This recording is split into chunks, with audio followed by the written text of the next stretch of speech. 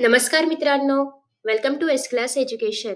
आज आपण पाहतोय 10th standard science part 2, chapter number 7 that is introduction to microbiology. आता हा चॅप्टर थोडासा मोठा वाटू शकतो. याच्यामध्ये खूप सारे मायक्रोब्सची नावं आहेत. सेम हा चॅप्टर पण आणि नेक्स्ट चॅप्टर पण. सो त्यातही काय काय महत्वाचं आहे, एक्झामच्या दृष्टीने आपण काय केलं पाहिजे, अशा कोणत्या गोष्टी आहेत किंवा टॉपिक्स आहेत जे आपण आरामात स्किप करू शकतो, हे मी तुम्हाला या व्हिडिओमधून सांगणार आहे. कारण आता आपल्याकडे वेळ कमी आहे, त्याच्यामुळे ट्राय करायचं की जे जे महत्वाचं आहे ते आपण आधी कम्प्लीट करूयात. ठीक आहे. सगळ्यात पहिल्यांदा या ठिकाणी तुम्हाला जे डेफिनेशन्स वगैरे पाहायला मिळतात, हे तुम्ही नाही केलं तरी पण चालेल. ठीक आहे, कारण हे एक्झामला याच्या आधी नाही विचारलं गेलंय.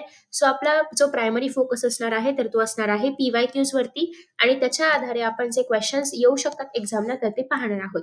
ठीक आहे. सो हा जो टॉपिक आहे तर तो तुम्ही स्किप करू शकता. आफ्टर दॅट नेक्स्ट आहे डेअरी प्रोडक्ट्स. आता याच्यामध्ये आपण बरीचशी इन्फॉर्मेशन आहे. डेअरी प्रोडक्ट्स कसे बनतात, काय बनतात, हे हवं असेल तर तुम्ही स्किप करू शकता. नेक्स्ट आहे योगर्ट प्रोडक्ट्स. आता याच्यामध्ये कसा क्वेश्चन विचारला जातो, तर तुम्हाला याच्यामध्ये जे MCQ क्वेश्चन्स आहेत तर त्याच्यामध्ये प्रश्न येऊ शकतो की योगर्टमध्ये कोणते कोणते मायक्रोब्स यूज केले जातात, तर त्यासाठी तुम्हाला या मायक्रोब्सची नावं लक्षात ठेवायची आहेत. ओके. आणि यांचं प्रपोर्शन पण लक्षात ठेवा की हे किती प्रपोर्शन मध्ये यूज केले जातात. त्याच्यानंतर नेक्स्ट आहे हे कसं बनवतात वगैरे, जास्त काही नाही येणार, पण असिटल्डिहाइड वगैरे ही काही नावं जी आहेत, कंपाऊंडची नावं असतील, केमिकल्सची नावं आहेत, किंवा मायक्रोब्स कोणते यूज करतात, ते बॅक्टेरिया आहे की फंजाय आहे, हे पण लक्ष ठेवण्याचा प्रयत्न करा, कारण हेच असेच प्रश्न एक्झाम मध्ये विचारले जातात. ठीक आहे. बटरमध्ये काही लक्ष ठेवायची गरज नाही, हे तुम्ही स्किप करू शकता. चीज प्रोडक्शन मध्ये अगेन आता हे प्रश्न तुम्हाला कसे येऊ शकतात, मॅच द कॉलमच्या पॅटर्न मध्ये येऊ शकतात. या ठिकाणी योगर्ट असेल, या ठिकाणी चीज असेल, इथे अजून काहीतरी कर्ड वगैरे असेल, आणि इथे तुम्हाला मायक्रोब्सची नावं दिली जातील, आणि मग तुम्हाला प्रॉपर जे काही नाव आहे, म्हणजे योग्य जे काही नाव आहे तर ते लिहून मॅच करायचे. तर असे पण क्वेश्चन्स तुम्हाला एक्झाम मध्ये येऊ शकतात. मग त्यासाठी चीज प्रोडक्शन साठी कोणते मायक्रोब्स यूज केले जातात, यातलं कोणतं बॅक्टेरिया आहे आणि कोणतं ईस्ट आहे, फंजाय आहे, जे पण काही आहे ते तुम्हाला लक्षात ठेवायचं आहे. याची प्रोसिजर शक्यतो नाही विचारली जात, पण हे मात्र तुम्हाला विचारलं जातं. आफ्टर दॅट नेक्स्ट आहे फंजाय पासून सुद्धा व्हेजिटेरियन चीज बनवलं जातं. सो ही एक गोष्ट तुम्ही लक्षात ठेवू शकता. त्याच्यानंतर आता याच्यामध्ये चीजचे काही प्रकार आहेत. सो नेम द फॉलोविंग मध्ये जर क्वेश्चन आला तर तुम्हाला नेम द फॉलोविंग मध्ये चीजचं नेमिंग करायला किंवा एक्झाम्पल्स द्यायला येऊ शकतं. मे बी तुम्ही चीज खात असाल तर तुम्हाला जी नावं माहिती असतील ती तुम्ही त्या नेम द फॉलोविंगच्या क्वेश्चन मध्ये लिहू शकता. ठीक आहे. पण शक्यतो ट्राय करा की टेक्स्टबुक मधलीच नावं लिहाल, आणि मे बी तुम्ही हे सगळे चीज खात असाल किंवा टेस्ट केले असतील तर तुम्ही त्याचीच नावं लिहू शकता. आफ्टर दॅट नेक्स्ट आहे प्रोबायोटिक्स. सगळ्यात महत्वाचं म्हणजे प्रोबायोटिक्स आपल्या बॉडीसाठी काय युजफुल आहेत, हे तुम्हाला एक्झाम मध्ये विचारलं जातं, किंवा why the probiotics have developed much importance in recent days. हे सेम क्वेश्चन तुम्हाला एक्झाम मध्ये येऊ शकतो 2 मार्क्ससाठी, आणि त्याचं एवढंच उत्तर आहे सिम्पल. ठीक आहे. आणि त्यासोबत असा पण क्वेश्चन येऊ शकतो की why probiotics are used for the treatment of diarrhoea, किंवा why probiotics are used for the treatment of poultry. ठीक आहे. सो हे सगळे पॉइंट्स किंवा हे 3 प्रश्न एकाच पॉइंटसाठी आहेत, एकाच आन्सरसाठी आहेत. सो यापैकी कुठलाही क्वेश्चन आला तरी पण तुम्हाला हेच आन्सर लिहायचं आहे. दुसरी गोष्ट, प्रोबायोटिक्स म्हणजे काय हे तुम्हाला एका मार्कासाठी येऊ शकतं. तर त्या केसमध्ये तुम्हाला प्रोबायोटिक्सची डेफिनेशन लिहायची आहे, आणि सोबतच तुम्हाला अगेन एक्झाम्पल द्यायचं आहे 1 ते 2. अजून एक गोष्ट म्हणजे व्हाय प्रोबायोटिक्स आर फेमस, याचा आन्सर पण तुम्ही हे सेम आन्सर लिहिलं तरी पण चालणार आहे. सो 3 ते 4 प्रश्न फक्त एकाच उत्तरासाठी आहेत. हे कुठलाही प्रश्नाला यापैकी तर तुम्हाला हेच आन्सर लिहायचंय, काही चेंजेस न करता आहे असं लिहू शकता. फक्त what do you mean by probiotics किंवा व्हॉट आर प्रोबायोटिक्स असं जर तुम्हाला विचारलं तर मात्र तुम्हाला प्रॉपर डेफिनेशन आणि 1 ते 2 एक्झाम्पल्स लिहायचे आहेत. नेक्स्ट आहे ब्रेड. सो तुम्हाला अगेन एक्झाम मध्ये असा प्रश्न येऊ शकतो की आपल्याकडे जे काही ब्रेड आहे जसं स्पॉन्जी आहे, राईट. सो ब्रेड स्पॉन्जी का असतं, असा क्वेश्चन तुम्हाला एक्झाम मध्ये येतो. गिव्ह द रिझन्स मध्ये. Okay. So bread becomes spongy, तर हे का स्पॉन्जी असतं तर ते तुम्हाला एक्झाम मध्ये लिहायला येईल. या केसमध्ये सगळ्यात महत्वाचा पॉईंट असणार आहे ते म्हणजे ईस्ट जे आपण इथे यूज करतोय त्या ईस्टचं नाव लिहायला. तुम्ही आन्सर लिहिलं पण हे ईस्टच मेन्शन नाही केलं किंवा सॅक्रोमॅयसिस सेरेविसी हा शब्द मेन्शन नाही केलात तर त्या उत्तराचा काहीच उपयोग होणार नाही, कारण हाच रिस्पॉन्सिबल आहे ते ईस्ट जे आहे तर ते स्पॉन्जी होण्यासाठी, कारण याच्यामुळे फर्मेंटेशन होतंय, मग कार्बन डायऑक्साईड रिलीज होतंय. ठीक आहे. सो त्याच्यामुळे हे पूर्ण आन्सर, प्रत्येक पॉईंट याच्यामधला इम्पॉर्टंट आहे. नेक्स्ट आहे, हे तुम्ही हवं तर स्किप करू शकता कारण प्रश्न याच्यावरतीच येतो. विनेगर प्रोडक्शन याच्यामध्ये ही एक एमसीक्यू विचारलं जातं की what you mean by vinegar किंवा विनेगर आणि ॲसिटिक ऍसिड यांच्यावरती एमसीक्यू विचारला जातो की 4% आहे की 6% आहे, 4% ऑफ अल्डिहाइड आहे की ॲसिटिक ऍसिड आहे की ॲसिटोन आहे, असे काही प्रश्न तुम्हाला याच्यामध्ये विचारले जाऊ शकतात. आफ्टर दॅट नेक्स्ट आहे येस. सो हे एक एमसीक्यूच्या दृष्टिकोनाने लक्षात ठेवा. बाकी विनेगर कसं बनतं वगैरे तुम्हाला प्रोसिजर किंवा रेसिपी कोणी विचारलं नाहीये. ठीक आहे. त्याच्यानंतर नेक्स्ट आहे येस. विनेगरमध्ये आपण अजून एक गॅस ऍड करतो दॅट इज सल्फर डायऑक्साईड. तर हे पण एक शब्द किंवा हा एक गॅसचं नाव लक्षात ठेवा.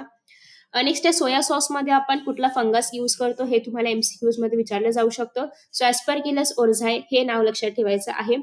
हा जो टेबल आहे हा तुम्हाला कसा येऊ शकतो बघा.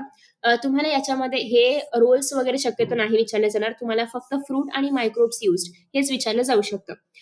किंवा लईतले आलंच तर बेवरेजचं नाव. ठीक आहे. याचं रोल शक्यतो नाही येत. आलंच तर बेवरेजचं नाव येईल, मायक्रोब्स यूज आणि फ्रूट येईल. मग आता इथे सगळ्यात पहिली गोष्ट म्हणजे तुम्हाला इथे ब्लँक्स दिले जाऊ शकतात. फॉर एक्झाम्पल इथे ब्लँक, इथे ब्लँक, इथे ब्लँक असेल आणि 4 ब्लँक 2 मार्कांसाठी विचारले जाऊ शकतात. मग आता याच्यामध्ये तुम्हाला ही एवढी 3-3 नावं, 4-4 नावं आहेत मायक्रोब्सची, एवढी लक्षात ठेवायची का? तर नाही. यातला तुम्हाला जे कुठलं इझी वाटेल, आता कॅन्डिडा इझी नाव आहे, छोटंसं नाव आहे, हे तुम्ही लक्षात ठेवू शकता. कारण सगळीच नावं एक्सपेक्टेड नाहीयेत. तुम्ही एक नाव लक्षात ठेवलं तरी पण चालेल. सगळे लक्षात राहतात, सगळे ठेवा बिंदास्त. ओके. बट या ठिकाणी अजून एक लॉजिक लावू शकता की ग्रेप्स आणि ॲपल दोघांसाठी सॅक्रोमॅटिस सेरेवेसी आहे. त्याच्यानंतर नेक्स्ट आहे कॉफीसाठी लॅक्टोबॅसिलस ब्रेव्हिस आहे. ओके. सो असं काही तुम्ही लॉजिक लावून हे लक्षात ठेवू शकता. मायक्रोबायल एन्झाईम्स याच्यावरती शॉर्ट नोट लिहायला येते की त्याचा यूज काय आहे इंडस्ट्रीजमध्ये आणि डेली लाईफमध्ये. ठीक आहे. सो त्यासाठी हा पॅरेग्राफ महत्वाचा आहे. त्यातले कोणतेही 3 युजेस तुम्ही लक्षात ठेवू शकता. त्याच्यानंतर अगेन हा जो चार्ट आहे या चार्टमध्ये कसा क्वेश्चन येऊ शकतो, तर अगेन तुम्हाला चार्टमध्ये सेम क्वेश्चन, युजेस शक्यतो मोस्टली तुम्हाला लिहायला नाही विचारले जात. लिहायला मायक्रोब्सची नावं आणि त्याच्यामध्ये कोणतं अमायनो ऍसिड आहे हेच विचारलं जातं. शक्यतो हे 2 टेबल्स नीट करा. हे तुम्हाला एमसीक्यूज मध्ये, मॅच द कॉलम्स मध्ये, टेबल पूर्ण करण्यासाठी, नेम द फॉलोइंग मध्ये कशामध्येही असे प्रश्न विचारले जाऊ शकतात. आफ्टर दॅट नेक्स्ट आहे झॅन्थम गम. सो बेसिकली झॅन्थम गम कुठे कुठे युज केलं जातं हे फक्त तुम्हाला लक्षात ठेवायचं आहे. असं मध्ये दिलं जाईल झॅन्थम गम आणि इथे तुम्हाला असे ॲरोज दिले जातील. मग तुम्हाला इथे चॉकलेट, मिल्कशेक वगैरे जे काही आहे ते तुम्हाला इथे लिहायचे आहेत. ठीक आहे. सो हे तुम्ही लक्षात ठेवू शकता. टूथपेस्ट असेल, आपलं आईस्क्रीम असेल, तर या सगळ्यांमध्ये त्याला ते फोमी अपीअरन्स येण्यासाठी झॅन्थम गमचं यूज केलं जातं. मग झॅन्थम गम मध्ये काय काय आहे, झॅन्थोमोनस स्पीशीज त्याच्यामध्ये यूज केलं जातं हे फर्मेंटेशन होण्यासाठी आणि फोमी अपीअरन्स येण्यासाठी. सो ते नाही लक्षात ठेवलं तरी पण चालेल. फक्त झॅन्थम गम कोणामध्ये यूज, कशामध्ये यूज केलं जातं हे मात्र तुम्हाला लक्षात ठेवायचं आहे. नेक्स्ट आहे हा चार्ट. अगेन या चार्टवरती क्वेश्चन्स येतात. आय नो की टेबल म्हणजे सगळंच इम्पॉर्टंट झाल्यासारखं होते, पण ऑब्व्हियसली कारण मी जे व्हिडिओज बनवते हे या दृष्टीने बनवते की तुम्हाला सायन्समध्ये पार्ट 1 पार्ट 2 मिळून 100 पैकी 100 मार्क्स मिळाले पाहिजेत. कारण मी जो अभ्यास केला होता तोच मी तुम्हाला सांगते. आता याच्यामधलं काय स्किप करायचं हे ऑब्व्हियसली तुमच्यावरती डिपेंड आहे. पण त्यातल्या त्यातही एक्झामला काही येऊच शकत नाही ते मी तुम्हाला सांगते. पण काय काय येऊ शकतं याच्यामध्ये, अर्थात पुस्तकात आहे म्हणजे त्याचं काहीतरी महत्व असणार आहे. ठीक आहे. त्याच्यामुळे ते एक्झामला नक्की येऊ शकतं. आता यातलं इन केस तुम्हाला टेबल नाही लक्षात राहत असेल तुम्ही तो स्किप करू शकता. पण तो एक्झाम मध्ये येऊ शकतो हे सांगणं मला तरी गरजेचं वाटतं. ठीक आहे. सो आता याच्यामध्ये काय काय आहे बघा. इथे कसा क्वेश्चन येऊ शकतो, तर तुम्हाला मोस्टली आर्टिफिशियल स्वीटनरवरती क्वेश्चन विचारला जातो की आर्टिफिशियल स्वीटनर कोणतं आहे असा क्वेश्चन मोस्टली येतो. नेक्स्ट आहे एस्कॉर्बिक ऍसिड लक्षात ठेवायचं आहे. आणि अजून एक क्वेश्चन आहे ते म्हणजे एडिबल कलर्सचा आणि citric acid impart acidity. So तुम्हाला रोल्स आणि मायक्रोबचं नाव, आय मीन हे सबस्टन्स जे आपण मायक्रोब पासून सबस्टन्स बनवते, फॉर एक्झाम्पल कायचं नाव आहे एस्कॉर्बिक असेल, ज्याला आपण व्हिटॅमिन सी म्हणतो, किंवा झिलिटॉल असेल. सो बेसिकली हे तुम्हाला एका कॉलममध्ये दिलं जाईल आणि दुसऱ्या कॉलममध्ये त्याचे रोल्स विचारले जातील किंवा तुम्हाला दिले जातील आणि तुम्हाला सबस्टन्सचं नाव लिहायचं म्हणजे वाईस वर्सा कसं पण येऊ शकतं. ठीक आहे. सो यातले सगळे लक्षात राहत नसतील तर हे ऍटलीस्ट 4 लक्षात ठेवा. नेक्स्ट आहे अँटीबायोटिक्स. रिफामायसिन हे इफेक्टिव्ह आहे अगेन्स्ट ट्युबरक्युलोसिस. हे तुम्हाला एमसीक्यू मध्ये येऊ शकतं की टीबी साठी कोणतं मायक्रोबचा किंवा कोणत्या अँटीबायोटिकचा यूज केला जातो. नेक्स्ट आहे मायक्रोब्स अँड फ्युल्स. हायड्रोजन. हायड्रोजनला आपण फ्युल ऑफ फ्युचर म्हणतो. हे पण एमसीक्यू मध्ये येऊ शकतं. नेक्स्ट आहे biofuel. If you want you can skip. Next आहे microbial pollution control. If you want you can skip. हे पण तुम्ही मॉडर्न लँडफिल साईट पण स्किप करू शकता. सिवेज मॅनेजमेंट मात्र तुम्हाला थोडंफार करावं लागेल की नेमकं सिवेज मॅनेजमेंट कसं केलं जातं. सो हे थोडंसं तुम्हाला याची एक आयडिया असावी. एक्झामला येण्याचे चान्सेस कमी आहेत पण ऍटलीस्ट थोडीफार आयडिया असावी. नेक्स्ट आहे क्लीन टेक्नॉलॉजी. आता क्लीन टेक्नॉलॉजीमध्ये काय काय होतं, लेट मी टेल यू. याच्यामध्ये कसे प्रश्न विचारले जातात.